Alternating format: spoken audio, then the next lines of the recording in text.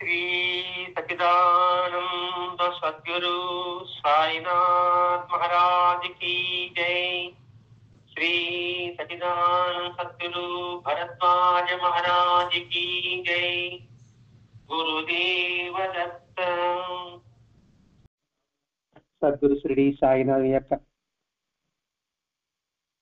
సన్నిధానంలో ఆచార్య ఇకరా భగవాన్ మాస్టర్ యొక్క ఆశీస్సులతో ప్రతి శనివారం డేగలపాలెం గ్రామంలో జరిగే సత్సంగంలో ఈరోజు శ్రీ సాయి మాస్టర్ ప్రవచన గ్రంథంలో 24 అధ్యాయంలోని సద్గురు సామర్థ్యం దాని గురించి వివరించుకుంటూ వస్తున్నాం.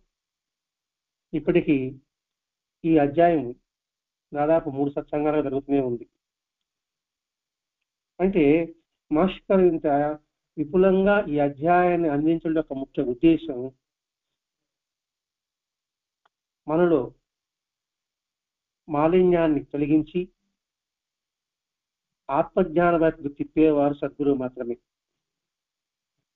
సద్గురుకి లక్షణాలు చెప్పుకున్నారు. అతడు వేద సారాంశమంతా తాను సారాన్ని గ్రహించి అనుభూతి పొంది తిరిగి తన దరిచేరి ఆసక్తి కలిగిన వారికి, అర్హత కలిగిన వారికి అటువంటి అనుభూతిని ప్రసాదించేవారే సద్గురువు. అలా కాకుండా నువ్వు శిష్యుడివి నేను గురువుని అనే భావన ఉండేవాడు గురువు కాదు, సద్గురువు కాదు. అందుకే అర్హత కలవారికే వారు జ్ఞాన గుడికలు అందిస్తుంటారు. అర్హత లేని ఒక అందిస్తే ఏమవుతుంది, దాన్ని దుర్వినియోగం చేసుకుంటారు. అదే విషయాన్ని భరద్వాజ మహర్షి గారు ఈ అధ్యాయం ద్వారా మనకి ఎంతో విపులంగా అందిస్తూ ఉన్నారు. అయితే ఇక్కడ జాగ్రత్తగా గమనించుకుంటూ రావాలి. ఏదో ఆయన చెబుతున్నాడు, ఏదో మనం వింటున్నాము, విన్నట్టుగా ఉంటుంది కదా, మన సారాంశ గ్రంథం కదా అనే భావన మనకి ఉంటూ ఉంటుంది. ఇక్కడ మనకు కావాల్సిందంటే జిజ్ఞాస,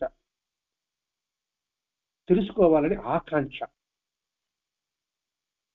అది ఎంతగా ఉంటే అంతగా అందులోని భావం మనం అర్థం చేసుకోగలం, దానిలో మర్మాన్ని తెలుసుకోగలం. ఇక్కడ మర్మం అంటే రహస్యం.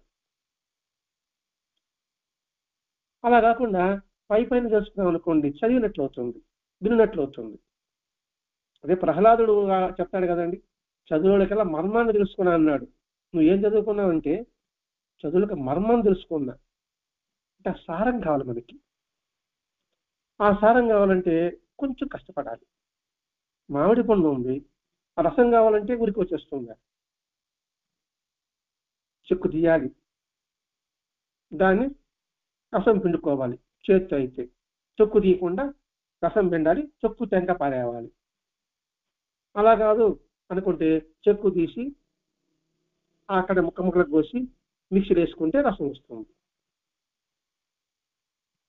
మరి అటువంటి మామిడి పండు రసం కావాలంటే కొద్దిగా మనం కష్టపడాలి. మరి మహాత్ములు చెప్పిన బోధలోని ఆంతర్యం మనం తెలుసుకోవాలంటే దృష్టి ఎంతగా దాని మీద కేంద్రీకరించాలనే విషయాన్ని గమనించాలి. ఇక్కడ ఇప్పుడు భగవద్గీత గురించి మాస్టర్ చెప్పబోతున్నాడు. ఇప్పుడు భగవద్గీతలో రహస్యం ఏమిటి? అందులో భగవద్గీత ప్రమాణం అంటున్నాము, భగవద్గీతలోనే మనకి దిశానిర్దేశం అంటున్నాము. ఏమిటి మరి భగవద్గీత గురించి ఎంతమంది వ్యాఖ్యానం చేస్తున్నారు, ఎంతమంది చెప్తున్నారు? మరి చివరికి ఒక బ్రహ్మాండమైన ఉపమానాలు చెప్తున్నారు. కానీ భగవద్గీత భావం చెప్పవచ్చు, వాళ్ళు చెప్పగలుగుతున్నారు. కానీ అదోని రహస్య అర్థం మాత్రం, మర్మం మాత్రం తెలుపగల వాళ్ళు ఎంతమంది ఉన్నారు? ఇప్పుడు ఆ మర్మం తెలియాలంటే దాని అనుభూతి పొందాలి. ఇప్పుడు ఒక కళ ఉందనుకోండి, ఏదో ఏ వంట కావచ్చు, పంట కావచ్చు, వేట కావచ్చు, నాట్యం కావచ్చు. మామూలుగా చూసి నేర్చుకోవడానికి, అందులో మెలకువలు నేర్చుకోవడానికి చాలా తేడా ఉంటుంది. ఆ మెలకువలు తెలిసిన వాడే సద్గురు. ఇప్పుడు ఏ ఆటకైనా ఏ పాటకైనా ఒక కోచ్ ఒకటి ఉంటాడండి. అతను తెలుసు ఆ మెలకువలు, ఎప్పుడు ఎలా చేయాలి, ఏం చేయాలి సంగతి. అలా కాకుండా నేనే పాట నేర్చుకుంటాను, నేను ఆట నేర్చుకుంటాను, నేను ఈత నేర్చుకుంటాను అంటే అది ఎంత మాత్రం ఉంటుంది.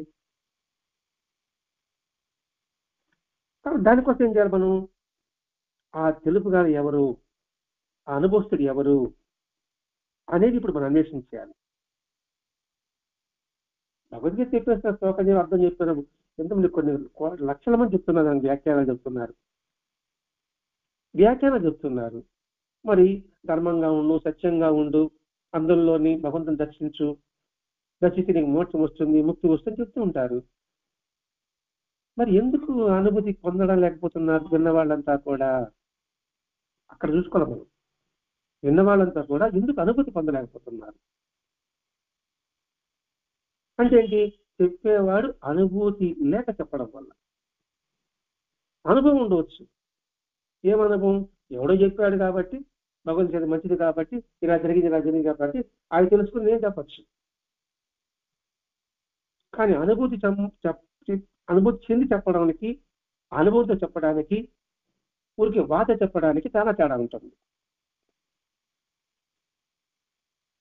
వాత చెప్పడానికి ఎవరైనా చెప్పగలుగుతారు, అనుభూతి చెప్పగలరు చాలా కొద్ది మంది మాత్రం ఉంటారు.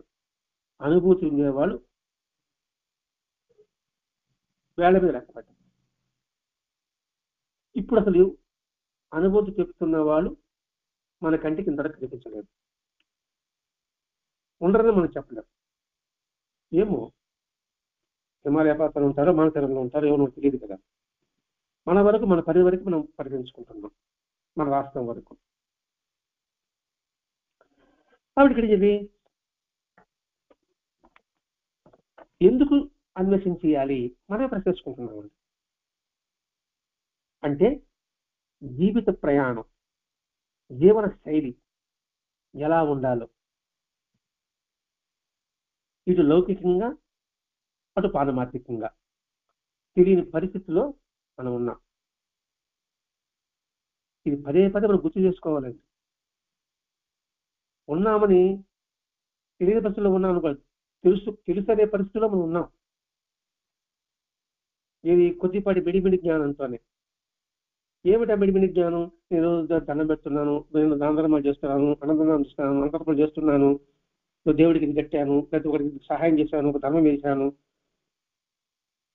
ఏ విధంగా భావంతో ధర్మం చేశావు, ఏ విధంగా నువ్వు దేవాలయం వెళ్తున్నావు, ఏ భావంతో నువ్వు భగవంతుడు నమస్కారం పెడుతున్నావు, అది చూస్తాడు భగవంతుడు. అది నేర్చుకోగలగాల మనం. చేస్తున్నాం, ఏ విధంగా చేస్తున్నాం అది కావాలి. అందుకని ఇక్కడ మనం నిజం ఒప్పుకోవాలి. ఇటు లౌకికంగా, ఇటు పారమార్థికంగా జీవన శైలిలో, జీవిత ప్రయాణంలో మనం తెలిసిన పరిస్థితుల్లో ఉన్నామా, తెలియని పరిస్థితుల్లో ఉన్నామా? నిజంగా నీ లక్ష్యం ఏమిటి, నీ గమ్యం ఏమిటి అంటే, నా లక్ష్యం ఉందండి, నేను బాగా సంపాదించుకోవాలి, తర్వాత మా పిల్లలు, తర్వాత మనం, తర్వాత ఏమిటి, తర్వాత ఏముంది, అలా గుడ్డు తేలేస్తారు, తర్వాత ఏముంది, చచ్చిపోతారు. అంటే వీళ్ళందరి కోసం శ్రమించి చచ్చిపోవడం అనేది నీ జీవిత లక్ష్యం. నీ కోసం నువ్వేం చేసుకున్నావు, అసలు నీ లక్ష్యం ఏమిటి? ఇలా ఇలా సంపాదించి పెట్టడమేనా? నీకోసం నువ్వేం చేసుకోవాలి, ఇట్లా ఆలోచించాలండి. కానీ నిజాయితీగా ఆలోచించబడు చక్కని సమానం చెప్తాడు, నేను నిరాశగా జీవిస్తున్నానని. అందుకే మనము తీరం ఎక్కడో తెలియదు, గమ్యం ఏమిటో మనకు తెలియదు. ఏం చెప్పండి, ఎక్కువ మంది నిరాశ నిస్పృహలతోనే బతుకుతున్నాము, జీవిస్తున్నాము కూడా కాదు, బతుకుతున్నాము. ఎక్కువ మంది అన్నామండి, తక్కువ మంది ఉంటే ఉండొచ్చేమో. వాళ్ళు అంటారు, నిజంగా కొన్ని సాంప్రదాయాలు ఉండేవాళ్ళు మేము ఆనందంగా ఉన్నామంటారు. ఆనందానికి అర్థం తెలియక ఆనందంగా ఉంటున్నాం. కష్టం వచ్చినప్పుడు తెలుస్తుంది. పెద్ద కష్టం పడలేదండి, జలుబు వస్తే చాలు, తలనొప్పి వస్తే చాలు, మన బండారు బయటపడిపోతుంది. ఆనందంగా ఉన్నామా, బాధలో ఉన్నామా సంగతి. అదే లక్ష్య శుద్ధిలో చేస్తాను అనుకోండి, ఆ తలనొప్పి వచ్చినా, ఆ జలుబు వచ్చినా లెక్క చేయడు.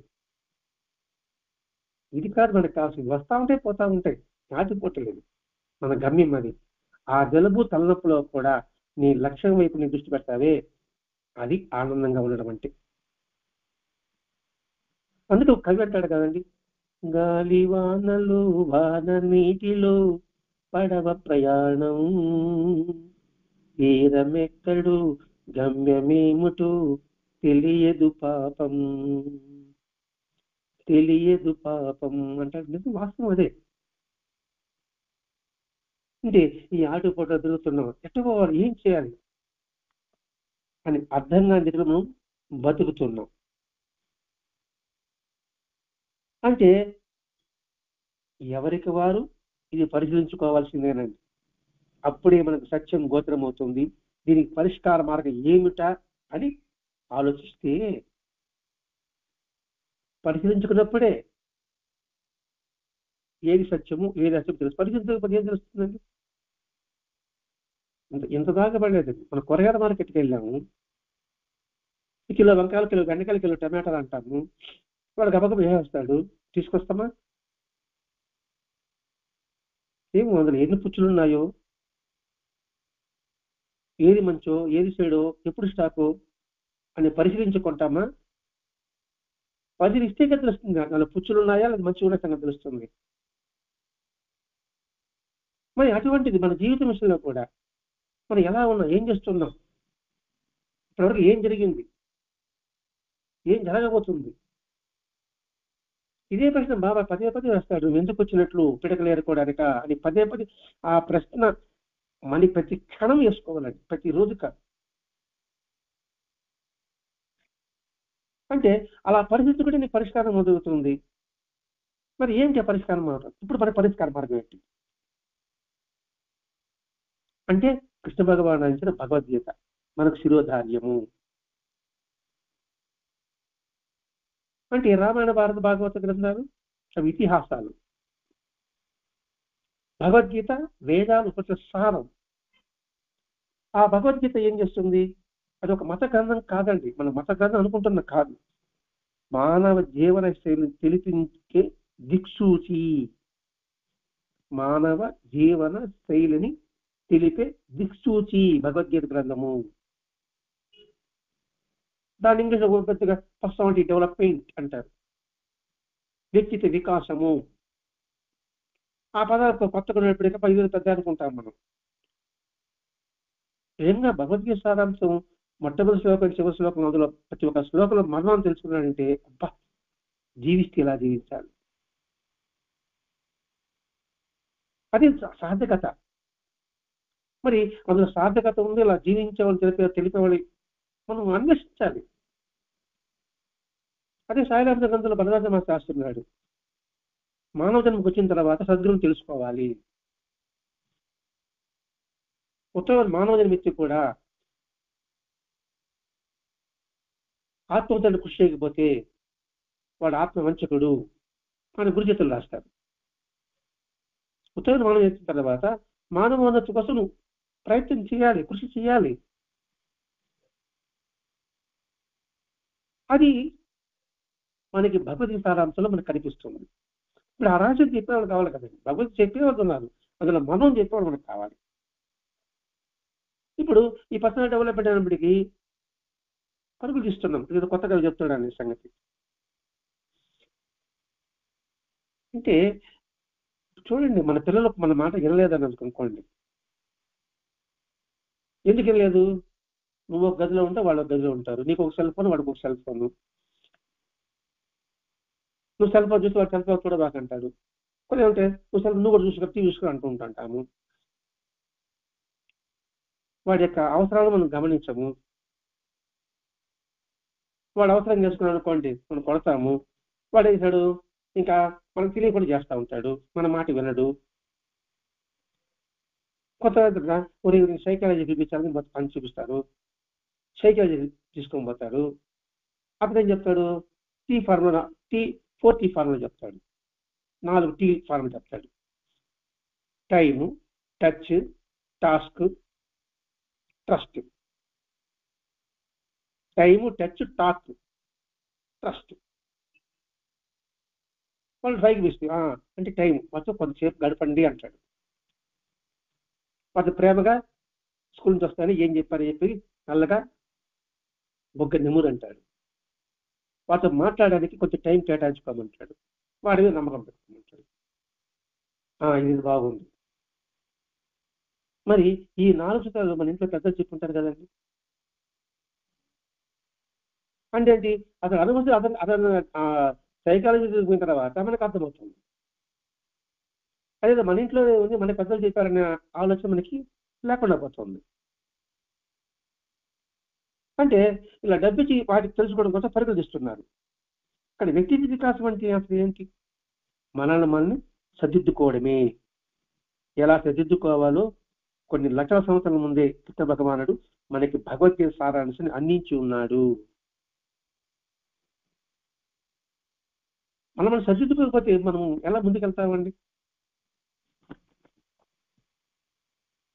మరి దాని అర్థం తెలుసుకోవాలంటే, దాన్ని మనం తెలుసుకోవాలంటే భావం కాదండి, మరి థియరీ కాదు, ప్రాక్టికల్ కావాలి. అందులో చెప్పిన విధంగా అనుభూతి పొందిన వారు, ప్రాక్టికల్ గా ఉన్నవారు మాత్రమే చెప్పగలరు. అనుభవం లేని వారు దాని అంశాలను చెప్పవచ్చేమో, ఇంపుగా వివరించవచ్చేమో. మరి వాళ్ళు చెప్పిన వ్యాఖ్యానం మనం అందరం వింటూనే ఉన్నాం, విన్నా అర్థం చేసుకోలేక ఉన్నాం. అర్థం చేసుకున్నట్లు అనిపించినప్పటికీ ఆచరణలో పెట్టలేకపోతున్నాం. వింటున్నామా, ఆచరణ చేయాలనుకుంటున్నాం. ఎలా ఆచరణ చేయాలి? ఒక మాటలు చెప్పి ఎవరికి మరి అర్థమవుతుందండి? అందుకే సాయినాథుడు అవతరించింది. అందుకని విశ్వరూపంగా, సకల సాధస్వరూపంగా, సకల జీవస్వరూపంగా, సకల ప్రాణి కొటి స్వరూపంగా ఇచ్చినప్పుడు ఏమవుతుంది? అరే వీడిని బాధిస్తే బాబాకు చెప్పడం. బాబా చెప్పడం కాదండి, శివపురాణంలో ఉంటుందండి. వినాయకుడు ఆడుకుంటూ ఉన్నాడు, ఒక పిల్లితో ఆడుకుంటున్నాడు. ఆ పిల్లితో కొట్టాడు. ఒకసారి ఆ పిల్లి కన్ను దగ్గర కొంచెం రక్తం గారింది. కానీ ఆడుకున్నాడు, వాళ్ళ అమ్మ దగ్గరికి పోయాడు, పార్వతి దగ్గరికి. పార్వతి కంటే దానికి కొంచెం రక్తం కాస్తా ఉంది. వెళ్ళాడు వినాయకుడు, ఎవరమ్మా నేను కొట్టి చెప్పు, నేను తాడు తీసేస్తానంటాడు, తాడు తీయేస్తానంటాడు. ఆమె నువ్వే కదా, నేను ఎప్పుడు కొట్టానమ్మా, ఇప్పుడు కదా పిల్లలు కొట్టించావన్నాడు. అదే కదా బాబా చెప్తున్నాడు. ఏ మతమైనా, ఏ సాంప్రదాయాన్ని చెప్పేది ఏదండి, అందరూ చెప్తున్నారు, మరి ఎందుకు మాట్లాడకపోతున్నారు? నిజమైన సాయి సిద్ధాంతాన్ని ఆచరించే వాళ్ళకి మాత్రం, అంటే నిజంగా ఆచరించే వాళ్ళు అంటే ఎట్లా అంటే కపటంగా ఆచరించే వాళ్ళు ఉన్నారని అర్థం. బాబాతో అర్థం చేసుకోగలిగితే భగవద్గీత సారాంశం అంతా కూడా ఆ విధంగా జీవన శైలిలో మనం సంస్కరించుకుంటూ ఇదుడు వారికి ఆదర్శప్రాయంగా జీవించగలడానికి ఒకే ఒక్క మార్గం సాయి సంప్రదాయం. ఎందుకని అలా చెప్తున్నారు అనుకోండి, చూద్దాం. ఒక్కొక్కటి సంప్రదాయం అందరూ చూడండి, ఇబ్బంది ఏం లేదు. అంటే ఏంటి, ఆ సాంప్రదాయం తప్పని చెప్పడం లేదు, ఆ సాంప్రదాయం విధానం కరెక్ట్. ఆ సాంప్రదాయం ఇప్పుడు దాన్ని ఆచరించడంలో పొరపాటు చేస్తున్నారు, అందుకని చెప్పాల్సి వస్తుంది. ఇక్కడ ఎలా పొరపాటు చేస్తున్నారంటే అది ప్రత్యక్షంగా చెప్పాల్సింది, ఎవరిని విమర్శించడానికి ఏముండదండి. ఒక విజ్ఞాన వేదిక మన చెప్తున్నాడండి, రామాయణం చెప్తున్నాడు, రామరాజ్యం కావాలంటున్నారే, రామరాజ్యం వస్తే మొగళ్ళతో జైలుకి పోతాడన్నాడు. కొంతమంది పోవచ్చు, ఏమన్నారు, భార్య నేను మన అగ్నిలో దూకమన్నాడు, ఇప్పుడు అగ్నిలో దూకమన్నాడు అంటే ఏమవుతాడు, వాడు జైల్లో ఉంటాడు. అంటే ఏంటి, అతనికి రామాయణం అర్థమైంది, అంతవరకు అర్థమైంది. మరి అతనికి ఫాలోవర్స్ ఉంటారు కదండి, కోకళ్ళు ఉంటారు, అతనికి ఫాలోవర్స్ ఉంటారు. ఆలోచించ అడుగంటిపోతుంది. ఇక్కడ భరద్వాజ మాస్టర్ ఇక్కడ వేదనంతానికి ఆలోచించండి, ఏ సాంప్రదాయం పట్టలేదు, ఆ సాంప్రదాయ సిద్ధాంతాన్ని ఆలోచించండి, దాన్ని పట్టుకోండి. వాళ్ళు చెప్పే విధానంగా నువ్వు సంస్కరించుకుంటూ వెళ్ళాలి. ఎందుకంటే ఏ సిద్ధాంత సాంప్రదాయం కూడా అసత్యము, అధర్మము, అశాంతి చెప్పదండి.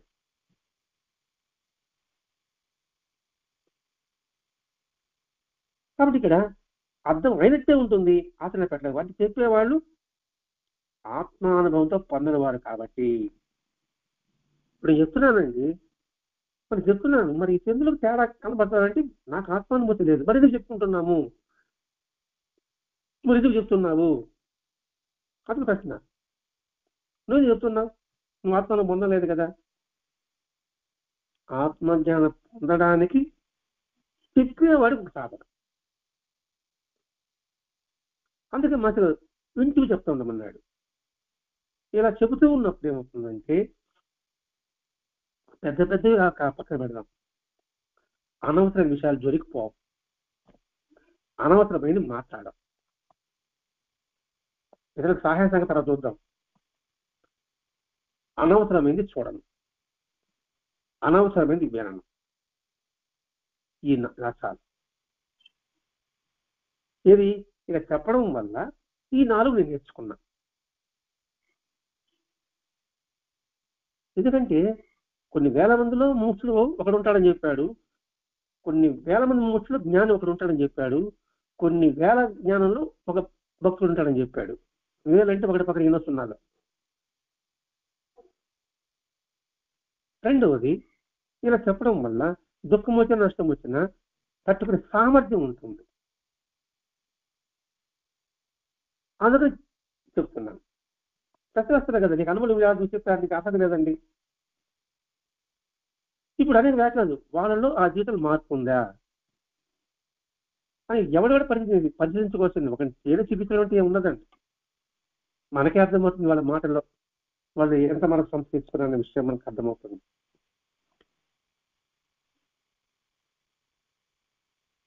కాబట్టి మరి వారు అనుభూతి చెంది ఉంటే, అనుభూతి చెబితే మన సభ్యుల యొక్క చర్యలు చూస్తే మనకు అర్థమవుతుంది. రామకృష్ణ పరమహంస వివేకానందుడు ఎటువంటి అనుభూతి ఇచ్చాడు? ఇప్పుడు రామకృష్ణ పరమహంస లాంటి వాళ్ళు లేరు, ఆరాధపతి వివేకానందుడు వంటి వాళ్ళు కూడా లేరు. ఉంటే ఈ సమాజంలో తరతమ భేదాలు ఉండవండి, పరస్పర సంకుచిత భావాలు ఉండవండి. ఎందుకుంటాయి? నేను ఒకటైన తర్వాత ఇంకా సంకుచిత భావాలు ఎలా వస్తుందండి?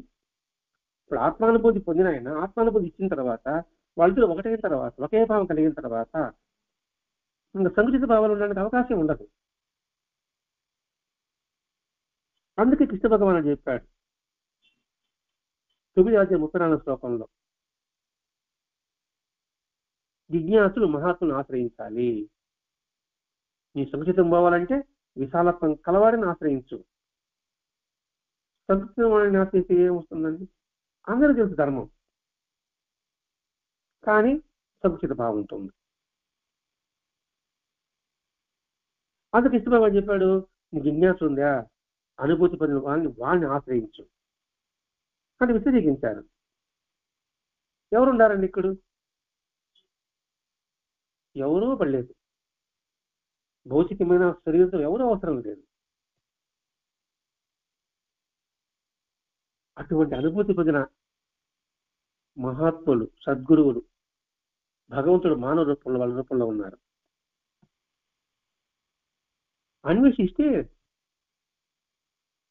లభిస్తారు. దీనికి మాస్టర్ గారు, భరద్వాజ మాస్టర్ గారు 1961 సంవత్సరం నాస్తిక ప్రభావంలో ఉన్నాడు. 1961 సంవత్సరం. అప్పటి నుంచి ఆయనకు ఒక ప్రశ్న, మీరు ఇంతగా చెప్తున్నారు కదా వేదం అంటే ఉపనిషత్తు అంటున్నారు కదా, వాళ్ళు చెప్తారు కాబట్టి మీరు విశ్వసించి చెప్తున్నారా, లేకపోతే మీకేమైనా అనుభవం కలిగిందా? వాళ్ళు గొప్ప వాళ్ళది కావచ్చు, వాళ్ళు చెప్పి సత్యమని మీరు ఎలా తెలుసుకున్నారు, ఏ కారణం వల్ల మీకు నిర్ధారణ చేసుకున్నారు, దానికి సమాధానం చెప్పమంటాడు. వాళ్ళు ఏమంటారు, దానికి చిన్నపిల్లవాడు నీకేదో చెప్పేది, ఇంత లేవు నువ్వు మమ్మల్ని ప్రశ్నించేవాడివా, చిన్నపిల్లలా మాట్లాడుతున్నావు అన్నారే కానీ అనుభూతి పొందాను అని మాత్రం జరిగి చెప్పలేకపోతున్నారు.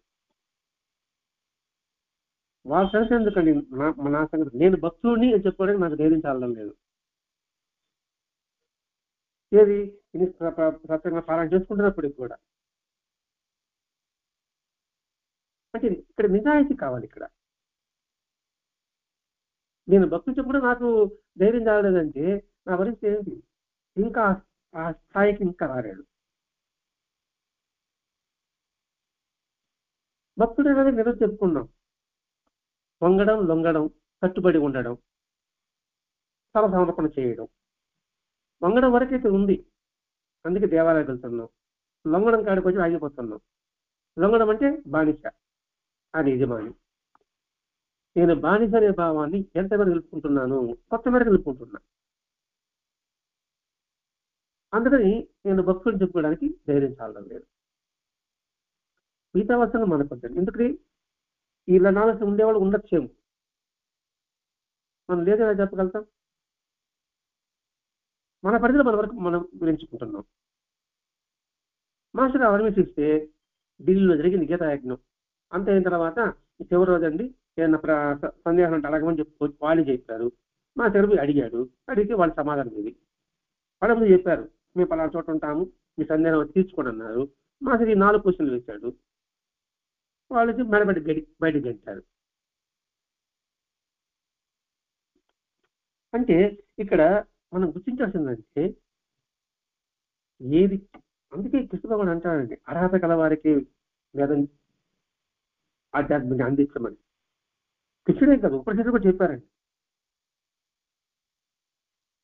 వాడు చెప్పడానికి బ్రహ్మానుభూతి పొందిన వాడు బ్రహ్మానుభూతి ఇవ్వగలడని చెప్పుకున్నారు ఉపనిషత్తుల్లో. అందుకే ఉపనిషత్తులో ఒక శ్లోకం ఉందటండి.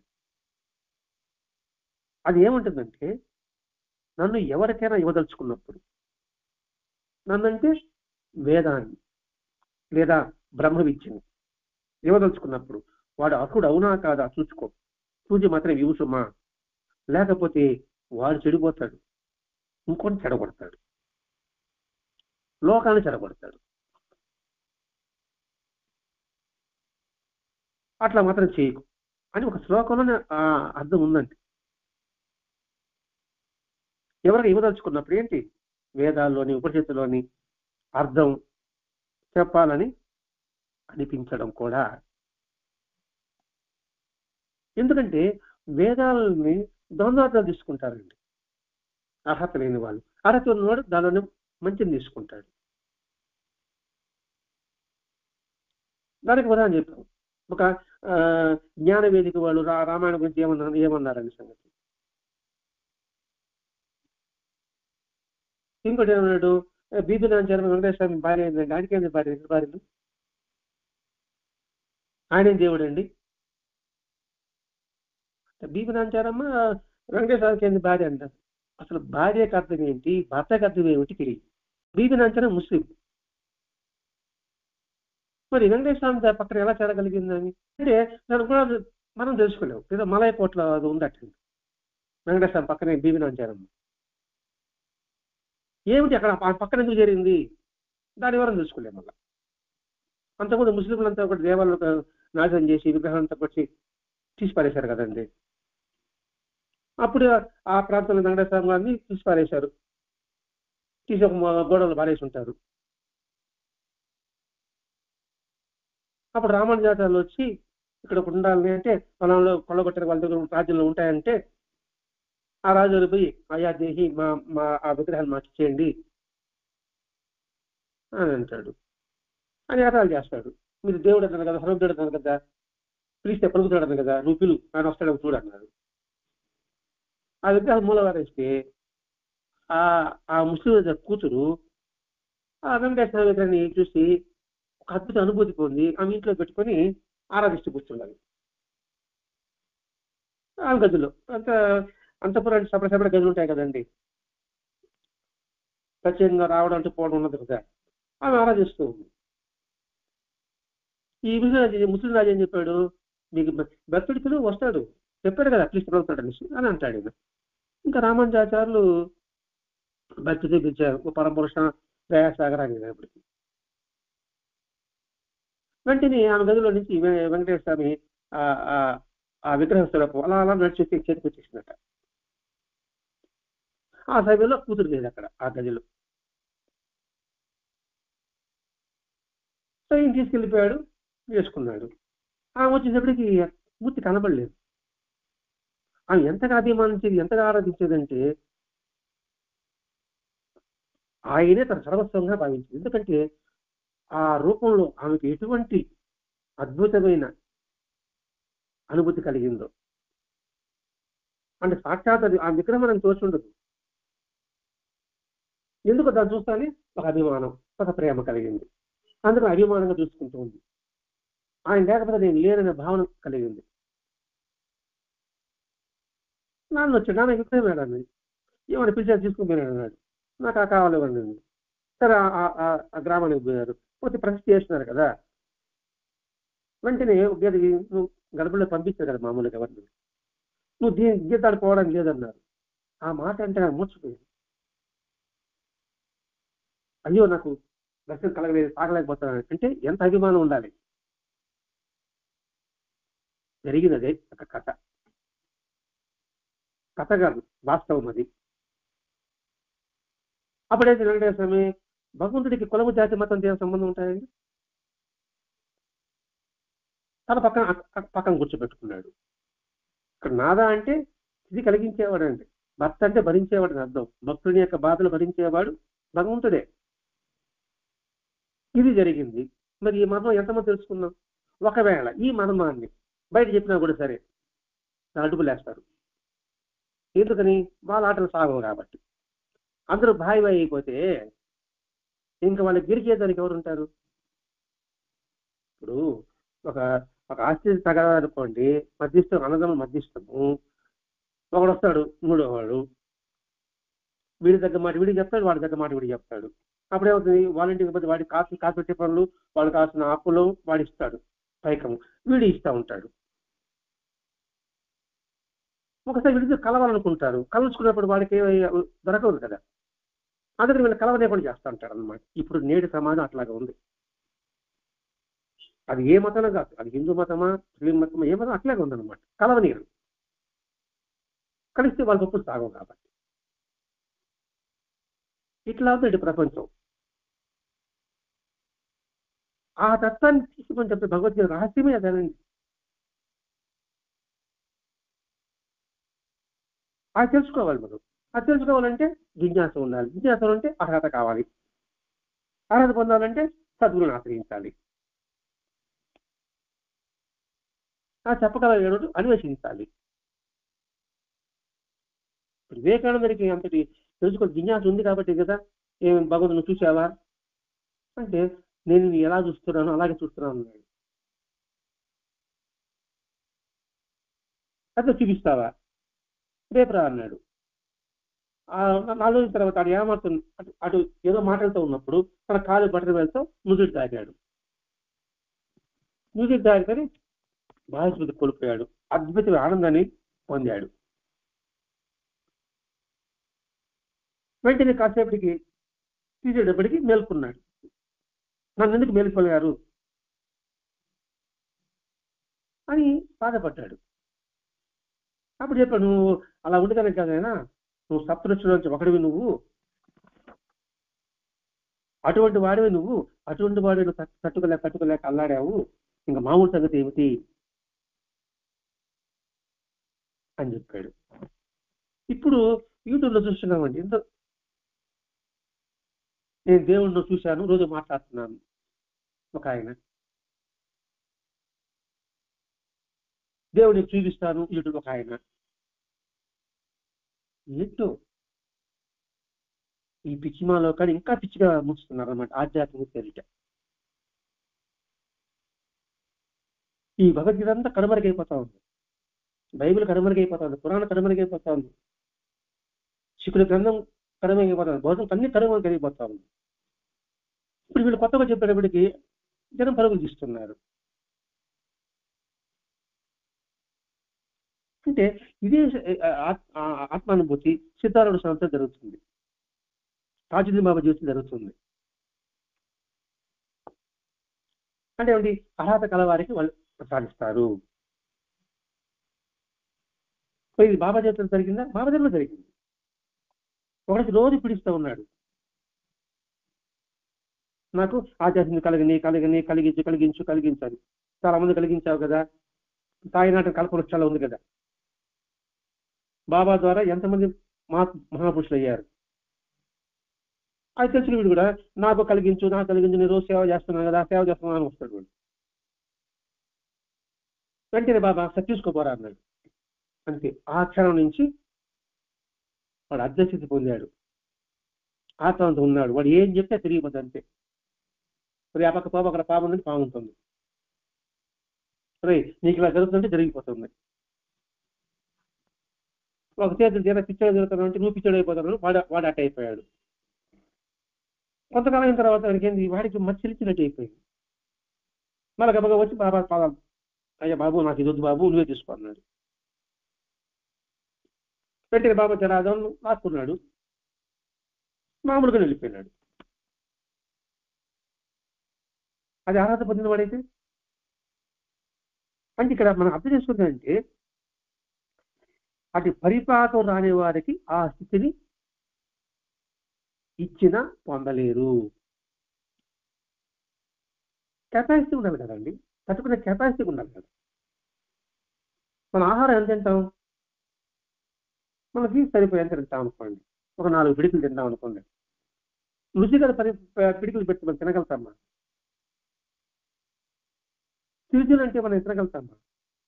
మరి అదే తినలేని మీరు ఆధ్యాత్మిక నేను అనుభూతి పొందాలనేటువంటి సామర్థ్యం కావాలి కదండి. కాబట్టి అందుకని వాళ్ళు ఇచ్చిన పుచ్చుకునే పరిస్థితి ఉండాలి. మరి ఆ పరిస్థితి ఎట్లా వస్తుంది? దానికే సద్గురువులను ఆచరించిన ఆయన చెప్పడం. వారి సన్నిధిలో ఉంటూ, వారి సాన్నిధ్యంలో ఉంటూ, వారి నిరంతరం చింతన చేసుకుంటూ, వారి జీవనాన్ని పరిశీలించుకుంటూ అలా అలా అన్నప్పుడు అర్హత వస్తుంది. అర్హత ఎప్పుడు వస్తుందో వాళ్ళు ఇవ్వడానికి ఎప్పుడు వెనుకాడరు. కానీ సిద్ధార్థ సాంతంలో వస్తుంది.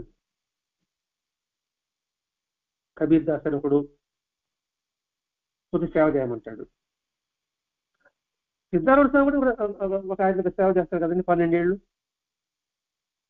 ఎందుకు గురు సేవ చేసేవాళ్ళంటే వాడికి అర్హత ఉందా లేదా? అర్హత ఏం లేదండి అక్కడ. ఒకటి నిష్ఠ, 2 సబోరి. అంటే అది అర్హత చూస్తారు. ఈ 2 ఉంటే నిరహంకారం అవుతాడు, ఈ 2 లేకపోతే అహంకారం అవుతాడు. అందుకే గురుకులంలో రాజు యొక్క కుమారులు కూడా ఎందుకు గురుకులాన్ని పంపిస్తారు? అర్హత సంపాదించడం కోసం. అది మనకి అర్హత అది లేదు. అర్హత తెప్పిస్తున్నాడు సాయినాథుడు తన లీలల ద్వారా, తన అనుభవాల ద్వారా. భగవద్గీత సారాంశం అంతా కూడా ఇక్కడ తెలియజేస్తున్నాడు. ఈ మాట కృష్ణ భగవాన్ చెప్పున్నాడు. అసలు శ్రద్ధ ఆసక్తి లేని వాడికి చెప్పవద్దు. 4వ అధ్యాయం చెప్తాడంటే 4వ అధ్యాయంలో శ్రద్ధ ఆసక్తి లేని వాడికి చెప్పవద్దు, ఎవరికంటే వాడికి చెప్పవద్దు. నువ్వు నాకు ఆత్మీయుడు కాబట్టి ఈ రహస్యమైనటువంటి గుహ్యమైనటువంటి ఈ విషయం నీకు చెబుతున్నాను. ఎందుకు అర్జునుడికి చెప్పాడు? ఇది మనం గమనించాలి. భగవద్గీత అర్థం ఎవరు చెప్పాలి, దాని మర్మం ఎవరు చెప్పాలి? ఆ స్థితి ఉన్న వాళ్ళు చెప్పాలి, అటువంటి అనుభవాన్ని ఇవ్వగల వాళ్ళు చెప్పాలి. అందుకే విశ్వరూపం చూపిస్తే నేను చూడని మహాప్రభు అన్నాడు అర్జునుడు. అప్పుడు జ్ఞాన దృష్టి ఇస్తేనే ఆ విశ్వరూపం దర్శించగలిగాడు అర్జునుడు. మరి ఆ జ్ఞాన దృష్టి ఇవ్వకపోతే అర్జునుడు చుట్టూ. మరి జ్ఞాన దృష్టి ఇచ్చినాడు ఎవడు? జగద్గురువు. అందుకే సాయినాథుడు 4వ అధ్యాయం 34 గట్టిగా పట్టుకున్నాడు. ఆ ఒక్క శ్లోకంలోనే 18వ సారాంశం అందులో ఉంది. ఆ ఒక్క శ్లోకాన్ని నువ్వు మరణించి అందులో మర్మం తెలుసుకో అని సాయినాథుడు ఆ ఒక్క శ్లోకాల్లోనే మనకి అందించాడండి. అంటే నువ్వు జ్ఞానుని ఆశ్రయించు. ఆ జ్ఞాన యొక్క లక్షణాలు చెప్పున్నాడు భగవద్గీతలోనే. జ్ఞాన యొక్క లక్షణాలు చెప్పున్నాడు, స్థితప్రజ్ఞ యొక్క లక్షణాలు చెప్పున్నాడు, భక్తుని యొక్క లక్షణాలు చెప్తున్నాడు. అని చెబుతూ భక్తుడైన వాడు అన్నిటి యందు తననే దర్శిస్తాడని చెప్పాడు. ఇది చివరి వాక్యం. భక్తుడైన వాడు అన్నింటి యందు తననే దర్శిస్తాడు. మరి నేను భక్తుడు అనుకున్నప్పుడు అన్నిట్లో నేను నా స్వరూపాన్ని, నా తత్వాన్ని నేను చూస్తున్నాను. అలా చూసినప్పుడు ద్వేషభావాలు ఎందుకుంటాయి, తత్వ భేదాలు ఎందుకుంటాయి, మా సాంప్రదాయ గొప్పతన పదం ఎందుకు వస్తుంది, మా మతమే గొప్పతనం ఎందుకు వస్తుంది, మా జాతి గొప్పది, మా కులం గొప్పతనం ఎందుకు వస్తుంది, ఇవన్నీ నువ్వు ఏ సాంప్రదాయాన్ని ఉండు, ఈ లక్షణాలు ఇక్కడ ఉన్నాయా? ఏం లక్షణాలు? అన్నిటి యందు నువ్వు దర్శించుకో. ఇప్పుడు యేసు ఏం చెప్పాడు? నువ్వు ఎలా ప్రేమించుకుంటున్నావు అసలు నువ్వు ప్రేమించు. అది దీని అర్థం కూడా అంతే. కృష్ణుడు ఏం చెప్పాడు, బైబిల్ యేసు అదే చెప్పాడు, ప్రవక్త అదే చెప్పాడు. ఎదుటివాడి మనసుని గాయపరచకు, ఆ హృదయం నేను ఉన్నానని చెప్పాడు. మరి అలా గాయపరచకుండా ఉన్నారా ఆ మతం వాళ్ళు? క్రైస్తవులు ఉన్నారా? హిందువులు ఉన్నారా? తన ధనం అనుకున్నారా? హిందూ ధర్మ పరీక్ష కమిటీ వాళ్ళు ఉంటున్నారా? ఇవన్నీ చెప్పారు అనుకోండి, మనల్ని గింటాడు బయట పారేస్తారు. కనీసం మన వరకు మనం ఈ సత్సంగం ఎంతమంది ఉన్నాం అంతవరకు వాటి భ్రమలో పడకుండా మనం సరైన జీవనశైలి ఎన్నుకోగలగడానికి భగవద్గీత సారాంశం అంతా చెప్పగలవాడు సాయినాథు. అందుకే సాయిబాబా సూక్తులు ప్రతి బుధవారం మనం వివరించుకుంటున్నాం. అందులో భగవద్గీత మనమంతా అందులో ఎమ్మడిపడి ఉంటుందండి. లేదా కృష్ణుడు కొన్ని వేల మంది చెప్పి భగవద్గీత చెప్పాడండి, ఒకడికే చెప్పాడు. భాగవతం శుకుడు పరిశ్రమ ఒకడికే చెప్పాడు. అంటే ఎంతటి అర్థాన్ని, భావాన్ని, మర్మాన్ని అందించేవాడేవాడు సద్గురువు మాత్రమే. ఆ సద్గురువుని అన్వేషించు. జగద్గురు శంకరాచార్య పీఠం చంద్రశేఖర స్వామి ఉన్నట్టుగా నరసింహ దేవుడు అన్నావు, ఆయన ఉన్నట్టుగా మిగతా పీఠాధిపతులు ఉన్నారా, ఉంటున్నారా? లేదు. కానీ సాయి తత్వంలో ఇవ్వబడిన వాళ్ళు మాత్రం దాన్ని ఆశ్రయించి ఈ మార్గం వెళ్ళాలి అనుకున్న వాళ్ళు ఎవరు కొంచెం వేల లెక్క పెట్టారు అంతేనండి. వాళ్ళు మాత్రం ఆ దారిలో పోతున్నారు. అంతెందుకు సాయి మాస్టర్ గారి సూచనలు చెప్పుకుంటున్నప్పుడు మాస్టర్ గారు అనుగుణం అనుకున్నప్పుడు కూడా మాస్టర్ గారి యొక్క మార్గాన్ని పెడుతున్నారా లేదా మనం గమనించుకోవాలి. ఎందుకంటే బాబా ఉన్నప్పుడే ఏమారని భక్తులు ఎటువంటి ప్రలోభాలకు లోనై ఎటువంటి ప్రలోభాలకు లోనై వాళ్ళు ఏవైతే మార్గం చెప్పారో గుర్తించి వాటిని సరి చూసుకుని నువ్వు నడవని చెప్పాడు. వాటిని తిరిగించుకో. ఇంత గొప్ప వాక్యం ఎవరు చెప్తారండి? కాబట్టి కృష్ణుడు తెలియదు మనకే తెలియదు. వాడు అర్హత కలవాడికి చెప్పు. అలా చెప్పకపోతే నీకే ఇబ్బందులు. తను సిద్ధార్థం చెప్పాడు, నేను నోరు చేసి చెడ్డవాడినయ్యానరా అనే గురునాథుడికి బుర్రపరిస్థితికి నువ్వు మాత్రం నోరు తెరవాకరానైనా, నేను అందరికి చెప్పి నేను శత్రువయ్యాను. అందుకే అర్హత గల వారికి చెప్పాలని చెప్తున్నానండి ఇక్కడ. కాబట్టి మనం అర్హత సంపాదించి మనం ప్రయత్నం చేసినప్పుడు మనకి ఏదో ఒక రకంగా భగవంతుడు మనకి వచ్చి ఆధ్యాత్మిక పని మనకి అందిస్తాడు. కొన్ని కృష్ణ అనుభవం మనం ఇవ్వగలమంటే మనం ఇవ్వలేకపోతున్నాం. కానీ అన్ని జీవుల్లో నిండి ఉన్నాడని నిరూపణ చేశాడు అర్జునుడికి. ఒక్కడికి ఇచ్చాడు. సాయినాథుడు ప్రతి ఒక్కరికి ఇచ్చాడు. ఆయన చెప్పిన అన్ని ప్రాణ రూపంలో నేనే సహకరిస్తుంటాను, ఈ ఒక్క వాక్యం గుర్తుపెట్టుకుంటే చాలండి మన జన్మధన్యం. నేను సాయి భక్తుడిని, నేను సాయి ఆరాధకుడిని, నేను సాయి ప్రేమికుడిని అనుకుని నేను కానీ భావిస్తే అన్ని ప్రాణులకు నేనే సంతరిస్తున్నాను, ఈ ఒక్క వాక్యం గుర్తుపెట్టుకుంటే దేశ అసూయ కోపావేశాలకు సాగుండదు. అందుకని అటువంటి దాన్ని వివరించి అనుభవాన్ని ఇవ్వగలవారు ఎవరయ్యా అంటే ఆ స్థితిలో ఉంటూ మానవాకృతిలో మన వరకు పరమాత్మ వచ్చి భూమి మీద తిరుగుతూ ఉంటే సద్గురువు మాత్రమే. వాళ్ళు వచ్చేది ఇందుకే గుర్తుపెట్టుకోవాలి. ఎందుకు ఈ మహనీయుల అవతరణ జరిగిందంటే భగవంతుడు మనల్ని ఉద్ధరించడం కోసంగా భగవంతుడి యొక్క తత్వాన్ని వారిలో నింపి వారి ద్వారా మనకు అందించడానికి వాళ్ళు వచ్చారు. అందుకని వాళ్ళ దగ్గరికి వెళ్ళు. వాళ్ళు లేరు కదా, వాళ్ళు లేకపోతే వాళ్ళకి తత్వం ఉంది, వాళ్ళకి చరిత్ర ఉంది, వారి యొక్క సమాధి ఉంది. రామకృష్ణ పరమహంస అంటామా, రమణ మహర్షి అంటామా, యేసుక్రీస్తు అంటామా, ప్రవక్త అంటామా, గురునానక్ అంటామా, రాఘవేంద్ర స్వామి అంటామా, వీరబ్రహ్మం గారు అంటామా, వెంకయ్య స్వామి అంటామా, షిరిడి సాయి గారు అంటామా, వారిని ఆశ్రయించి భగవద్గీత సారాంశం అందరితో వారితో జీవిత ఆచరణ ద్వారా భగవద్గీత సారాంశం అంతా కూడా అర్థంతో సహా వారి జీవిత ఆచరణ ద్వారా తెలుస్తుంది. తద్వారా వ్యక్తిత్వ వికాసానికి, మనోవికాసానికి కలిగే జీవిత ప్రయాణం, ఈ రెండుతో జీవిత ప్రయాణం ఉంటుంది, సరళంగా సులభంగా సాగుతుంది, ఆనందమయమవుతుంది. తద్వారా బ్రహ్మానందం పొందుతాం. అలా పొందమనే అర్జునుడు శ్రీకృష్ణుడు తత్వదర్శనం సేవించమని, దర్శించమని చెప్పాడు. ఇది భగవద్గీత యొక్క సారాంశంలో మర్మం. భగవద్గీత భావాలు కాదండి, మర్మం అది. ఇది మనకు విన్నట్లే ఉంటుంది, అదే ఉంటుంది. ఆత్మపరిచయపడి కొంచెం తేడా వచ్చేది. ఎందుకంటే ఈ లౌకికానికి పారమార్థానికి సంఘర్షణ జరుగుతూనే ఉంటుందండి. ఏదో చెప్పాడు, న్యాయంగా ఉంటే మనకి ఇబ్బందిగానే ఉన్నది, అన్యాయంగా ఉంటే బాగుండాలి కదా అని ఆలోచన వస్తుందే కదండి. దానికి పరిష్కార మార్గం బాగా కనిపిస్తుంది. మరి తెలుసుకోవాలి, అది పట్టుకోవాలంటే బాబా చెప్పినట్టుగా నిష్ఠ, సబూరి ఉండాలి.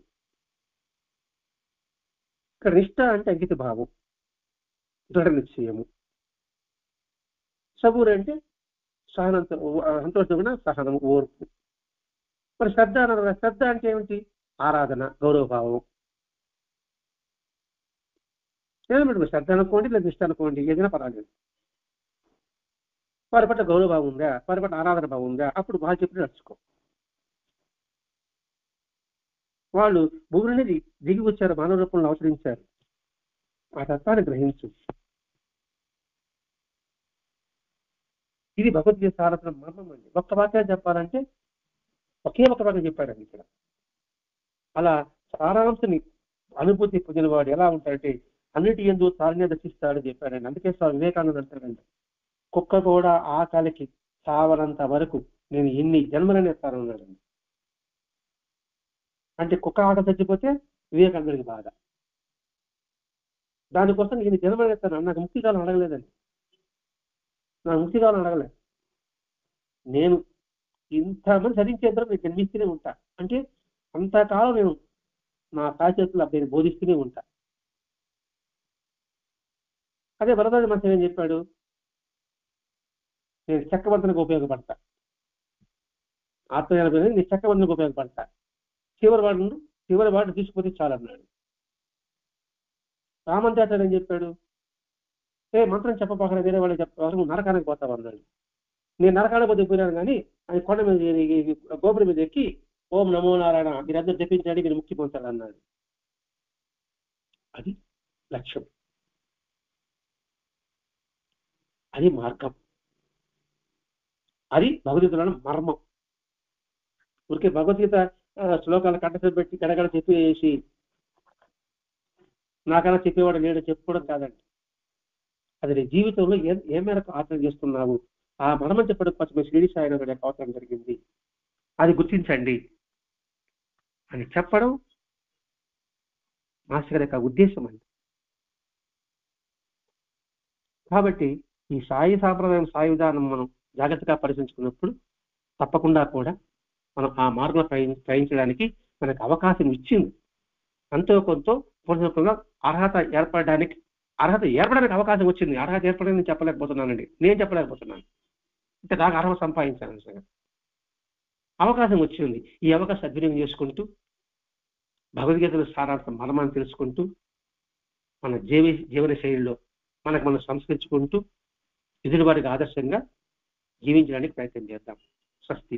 శ్రీ సచిదానంద సద్గురు సాయినాథ్ మహారాజ్ కీ జై. శ్రీ సచిదానంద సద్గురు భరద్వాజ్ మహారాజ్ కీ జై.